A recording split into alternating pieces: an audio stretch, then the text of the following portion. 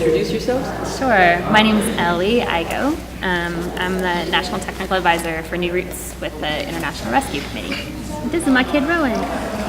I'm Timothy Olorunfemi. I'm the New Roots Coordinator for Phoenix, IRC. Yeah, my name is Hamadi. I'm a farmer. I'm just from San Diego. I'm a farmer, but we work with IRC. IRC is our trainer. So the IRC is an international humanitarian organization and works in like 40 countries around the world. But a small portion of folks that are displaced by violent conflict in the world are resettled here in the United States. And of those, about 40%, some up to 50% come from farming backgrounds.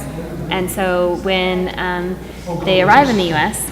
And are interested in getting back into farming, we help orient them to the U.S. system, everything from how we produce differently to how we market food differently. And so IRC provides the technical assistance with farmers.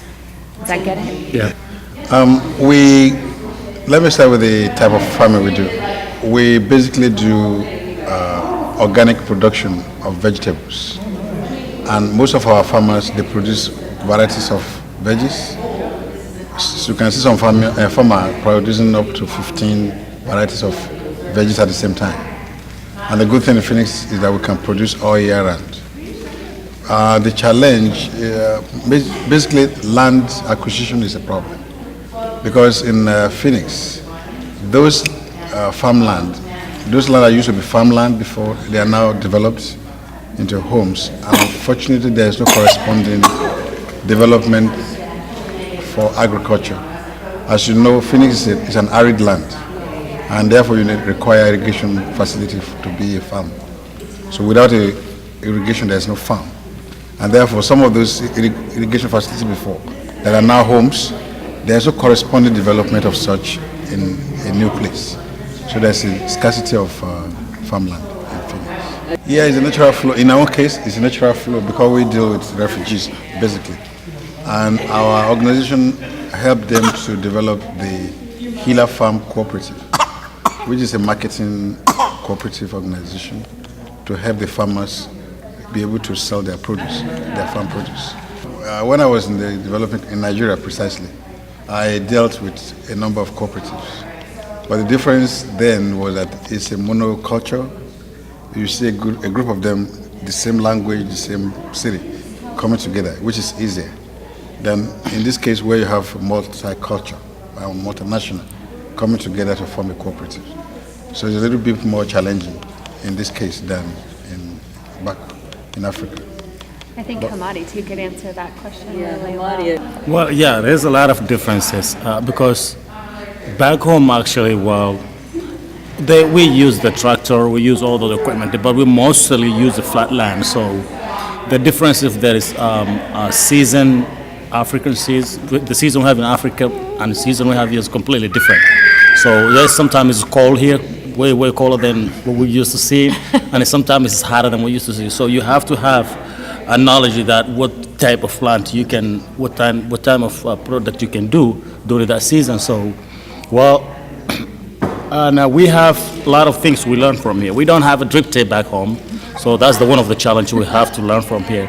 You gotta have to save the water. Over there, water, we play with it, but here, you have to pay for it. So you gotta be really careful what you're doing. So you have to have a put in a bed, weeding, all those stuff. So it was completely different.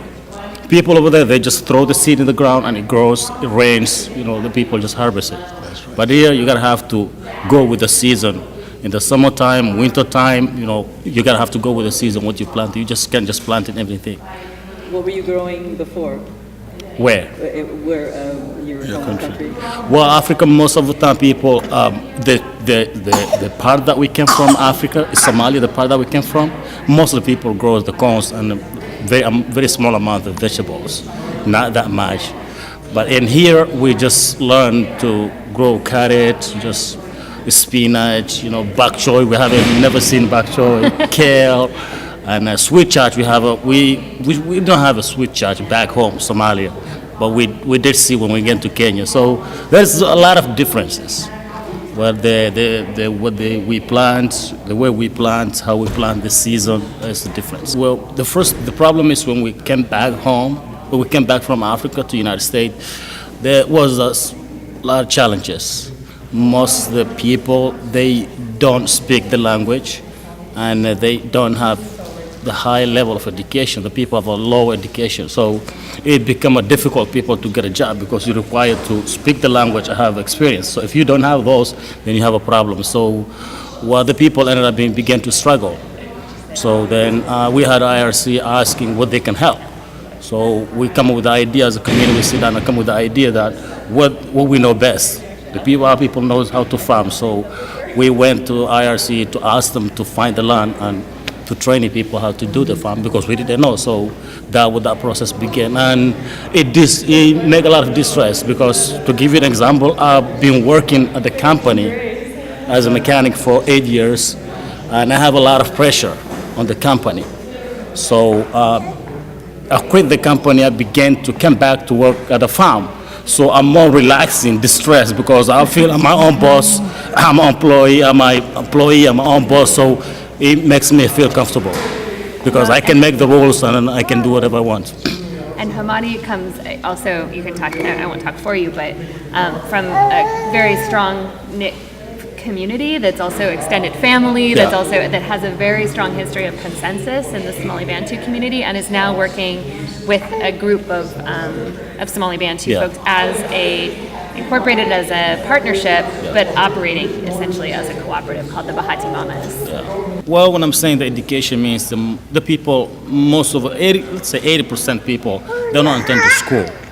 So, and then they live in the villages. They don't live in the big city. So, and it's difficult for them to have knowledge that how the big city works. You know, the people. So it become a difficult, but we're always patient and ask.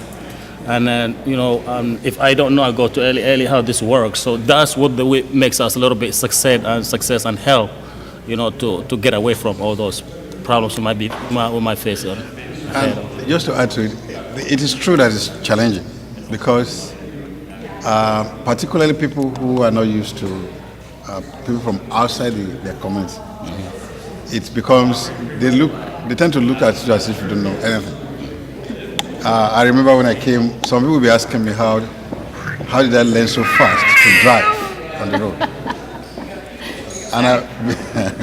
And before I gave him to the United States, for decades I've had my own car.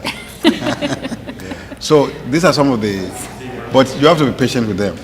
Knowing fully whether that's how much they know about other culture. So, and some people, they probably because you don't speak the same level of accent with them, they think you don't even speak English. Yeah, I love, we always say, the part I love is when people use like pre-literate or, something like that. And it's like, how many languages do you speak, Hamadi? 4? 5. 5 languages, and it's like, I can barely speak 1.5. So, that part is also just, we have to change this whole idea of the system. And I think one thing that's been kind of cool, and tell me if I'm wrong, but it's been really interesting to watch what Hamadi has been, and our farmers have been up to, interact with the local food movement. Yeah. And this real, I think true interest on the part of lots of people to get to know who's growing their food. And how that, I think you guys have probably seen a lot of interest that maybe you weren't expecting in respect for farmers that maybe doesn't exist everywhere, And the good thing about this is there are some people that really have great respect for people who come from outside. I remember when I take some of our clients to the market and they dress in their African dress, it's like it attracts more Americans. Interest, Curiosity. They want to know who these people are, and in that, they tend to buy their produce more. And many times, some people even pay more for their produce. I remember instance somebody gave me for them $100 for something like $20, and I was asking, wait for your change. He said, no, I want to give it to them. So these are the curiosities and some of them, and interest and love actually in the community. Yeah, in Kizigua there is what they say is, and you have to be knowledgeable, somebody who knows everything. If you don't know, be the person that who ask a lot and show respect first. That's right. So that will help you a lot. Yeah, and there's no shame in asking things Yeah, that you no. don't know. That I mean, that's how we learn, and that's been a great model to me. Yeah, It's exactly. like Americans always try to hide when they don't know something, Yeah. and then you end up looking like a fool. Yeah, because if It's you like if you don't know, you ask, and then you get the answer, and then you know. That's right. yeah, if you know, even if I have a different, like attitude or anger or whatever I have, I need to put it down that one, and because if I show you truly who I am, and Ellie, I need this, I need help, you might help me. But if I'm gonna ask, I'm not gonna get it what I need. That's the first thing. If I don't respect it, nobody's gonna once help me. So that's the two things most. Not to ask questions for you, but I'm also curious about it because I know you guys the cooperative model of like what you hear at this conference and people talking about cooperative and how that translates into your idea of cooperation and community, since you come from such a cooperative kind of. Well, yeah. First of all, I learn a lot, and I have more understanding than I never had before. Since first of all, I work with Hamadi Machiwa, and then I have my own site. I have my own business, and then I'm also a community leader. So those things it just helped me, not more, not twice, 3 times. Because first I can use my personal, and the second I can use for the other group that I work with, and the third thing I can use into my community. For example, let's see, all the women, Somali Bantu women, most of them, they do childcare, daycare. But they only stay on one. So what I've heard here was explaining they can combine, they can come together and do such as yeah. So that's things that will help me. It helps the people that I work with. It helps general all the community. So that's I learn a lot. Where can people find you guys each online? Yeah. So I mean, the New Roots. There's a hub of New Roots at rescue.org/New Roots, and then there's not only like New Roots programs in cities across the country. We're in Baltimore and Salt Lake City and in New York. Yeah, but there's refugee farm training programs across the country. So I mean, it's really just looking at into it and seeing if it's in your own backyard, and then what folks are up to when it comes to how they're organizing their businesses and how you can support them. I have my website. If you can go to IRC website and just type Hamadi, all Papa will come up there. Because It's true that there's a video about the Bahati Mamas on. not only Bahati Mamas, the business that I do, micro. Yeah, the micro. financial- Yeah. That's helped me out. So That's right. you can find me on that website too. So it will link to my website if you go to IRC.